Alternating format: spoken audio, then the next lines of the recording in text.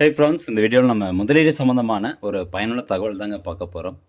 So பேங்காக இருக்கட்டும், post ஆஃபீஸாக இருக்கட்டும், எல்லாருக்கும் இந்த ஃபிக்ஸட் டெபாசிட் அப்படிங்கிறது கட்டாயம் தெரிஞ்சிருக்கும்.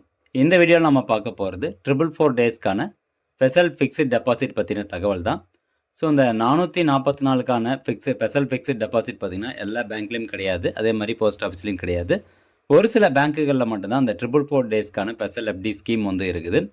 ஸோ இதனுடைய பெனிஃபிட்ஸ் என்ன, நார்மல் ஃபிக்ஸட் டெபாசிட்டுக்கும் இதுக்கும் என்ன டிஃப்ரென்ஸு, எந்தெந்த பேங்க்கெல்லாம் இந்த 444 டேஸ் ஃபிக்ஸட் டெபாசிட் ஸ்கீம் இருக்குது, ஸோ நம்ம எவ்வளோ அமௌண்ட் முதலீடு பண்ணால் நம்மளுக்கு எவ்வளோ அமௌண்ட் ரிட்டர்ன்ஸ் கிடைக்கும் அப்படிங்கிற கம்ப்ளீட் டீட்டெயில்ஸில் இந்த வீடியோவில் பார்க்க போகிறோம்.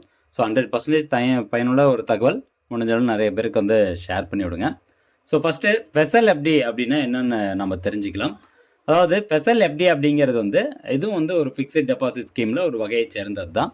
ஸோ இது பார்த்தீங்கன்னா ஒரு லிமிட்டட் டைம் மட்டும்தான் பேங்க் தரப்புலேருந்து கொடுப்பாங்க. ஸோ நார்மலாக ஃபிக்ஸட் டெபாசிட் அப்படிங்கிறது ஸ்டார்டிங்கிலேருந்து பேங்க் எண்டிங் வரைக்கும் ஃபுல்லாகவே இருக்குது. நீங்கள் எப்போ வேணாலும் போயிட்டு எஃப்டியில் பணம் போட்டுக்கலாம். ஆனால் அந்த ஸ்பெஷல் எஃப்டி அப்படிங்கிறது பார்த்தீங்கன்னா ரொம்ப நாளைக்கு அந்த ஸ்கீம் வச்சுருக்க மாட்டாங்க. ஒரு பர்டிகுலர் டேஸ்க்கு மட்டும் தான் வச்சுருப்பாங்க. அதுக்குள்ளே நம்ம போயிட்டு முதலீடு பண்ணோம் அப்படின்னா நம்மளுக்கு நல்ல ஒரு ரிட்டர்ன்ஸ் கிடைக்கும். ஸோ மற்றபடி இந்த ஃபிக்ஸட் டெபாசிட் ஸ்பெஷல் எஃப்டிக்கும் நார்மல் எஃப்டிக்கும் இருக்கிற ரூல்ஸ் எல்லாமே பார்த்தீங்கன்னா காமனாக தான் இருக்கும். பட் ஒன்லி திங் என்னென்னா இது ஒரு லிமிட்டட் டைமில் மட்டும் தான் வச்சுருப்பாங்க. ஸோ இப்போ ஒரு ஸ்பெஷல் எஃப்டிக்கும் ஸ்டாண்டர்ட் எஃப்டிக்கும் என்ன வித்தியாசம் அப்படிங்கிறத நீங்களே பாருங்கள். ஸ்டாண்டர்ட் எஃப்டியை பொறுத்த வரைக்கும், அதாவது நார்மல் எஃப்டி ஃபிக்ஸ்டு இன்ட்ரெஸ்ட் ரேட்டாக இருக்கும். அண்ட் ஃப்ளெக்சிபிள் டென்யூர்ஸ் இருக்கும். 1 வருஷம், 2 வருஷம், 3 வருஷம், 4 வருஷம் அந்த மாதிரி போட்டுக்கலாம். அதே மாதிரி ஸ்பெஷல் எஃப்டியை பொறுத்த வரைக்கும் ஹையர் இன்ட்ரெஸ்ட் ரேட் கொடுத்துருப்பாங்க. வித் லிமிட்டட் டைம் பீரியடில் தான் கொடுத்துருப்பாங்க. வித்ட்ராவல் ரெஸ்ட்ரிக்ஷன்ஸ் பொறுத்த வரைக்கும் ப்ரீமெச்சூர் வித்ட்ராவல் அலோவ் பண்ணுறாங்க. அதே மாதிரி ஸ்டாண்டர்ட் எஃப்டியில் எப்படி காலபிள், நான் காலபிள் எப்படி அப்படின்னு சொல்கிறோமோ அதே மாதிரி தான் இந்த ஸ்பெஷல் எஃப்டிலையும் கொடுத்துருப்பாங்க. சரி, இப்போ நான் நார்மல் எஃப்டியில் போட்டால் பெனிஃபிட்டாக, ஸ்பெஷல் எஃப்டியில் போடுறதுக்கும் போட்டோம்னா என்ன பெனிஃபிட் கிடைக்கும். ஸோ ஸ்பெஷல் எஃப்டியை பொறுத்த வரைக்கும் நம்ம ஏற்கனவே சொன்ன மாதிரி ஹையர் இன்ட்ரெஸ்ட் ரேட். இப்போ நார்மல் எஃப்டியில் ஒரு 6.5% கொடுக்குறாங்கன்னா இதில் உங்களுக்கு 7.5% இன்ட்ரெஸ்ட் ரேட் கொடுப்பாங்க. ஃபிக்ஸட் டென்யூர்ஸ் அவங்களே ஃபிக்ஸ் பண்ணி வச்சுருக்கிறாங்க. இப்போ 444 நாள்னா 444 தான். ஸோ அது கம்மியாக நீங்கள் முதலீடு பண்ண முடியாது. அதே மாதிரி ஜாஸ்தியாகவும் முதலீடு பண்ண முடியாது. இதுதான் ஸ்பெஷல் எஃப்டிக்கானது. அதே மாதிரி ஃப்ளெக்சிபிள் ஆப்ஷன்ஸ் நம்ம ஏற்கனவே சொன்ன மாதிரி காலபிள் அப்படின்னா நான் காலபிள் டெபாசிட் பண்ணலாம். இன்வெஸ்ட்மெண்ட் ரிஸ்க்கை பொறுத்த வரைக்கும் ரொம்ப கம்மி தான். பொதுவாகவே ஃபிக்ஸட் டெபாசிட் ஏன் மிடில் கிளாஸ் பீப்புள் அதிகமாக சூஸ் பண்ணுறோம் அப்படின்னா நம்மளுக்கு ரிஸ்க் இருக்கக்கூடாது. இப்போ ஷேர் மார்க்கெட்டில் போட்டோம்னா ஹை ரிஸ்க் இருக்குது. பட் இந்த மாதிரி ஃபிக்ஸட் டெபாசிட்டில் போடும்போது ஒரு ரீசனபிளான ரிட்டனும் ரிஸ்க்கும் கம்மியாக இருக்கும். அப்படிங்கிறதுனால தான் மேக்ஸிமம் மிடில் கிளாஸ் பீப்புள்ஸ் எல்லாருமே நம்ம இந்த எஃப்டி சூஸ் பண்ணுறோம்.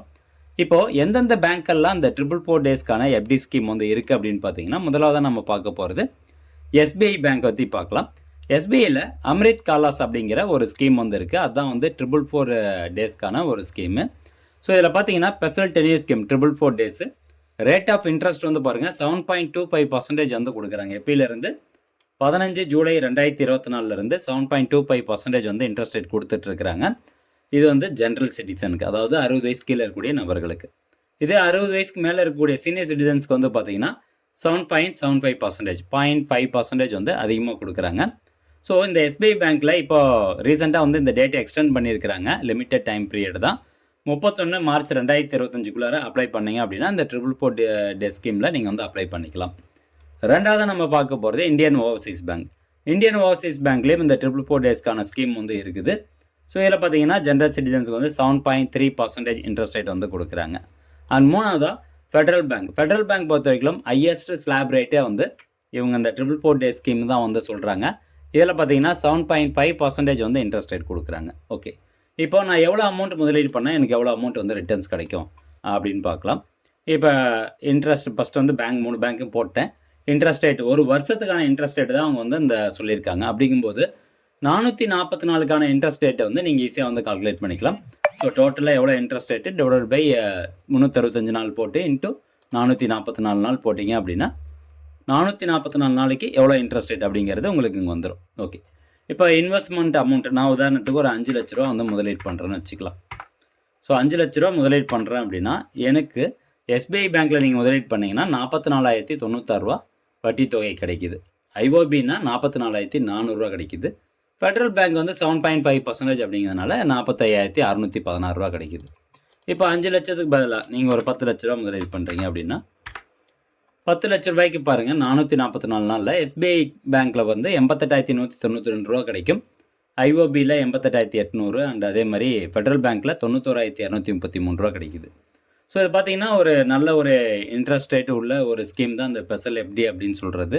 ஸோ அதனால் நீங்கள் ஒரு அமௌண்ட்டை கையில் வச்சுருக்கிறீங்க, ஒரு 1.5 வருஷத்துக்கு அல்லது ஒரு 2 வருஷத்துக்கு ஒரு ஷார்ட் டைம் பீரியடில் நீங்கள் வந்து முதலீடு பண்ணணும்னு நினச்சிங்க அப்படின்னா, ரிஸ்க் கம்மியாக இருக்கணும்னு நினச்சிங்க அப்படின்னா நீங்கள் இந்த 3 பேங்க்கில் எதனா ஒரு பேங்க்கை வந்து சூஸ் பண்ணி நீங்கள் வந்து ஸ்பெஷல் எஃப்டியில் பணம் போடுங்க.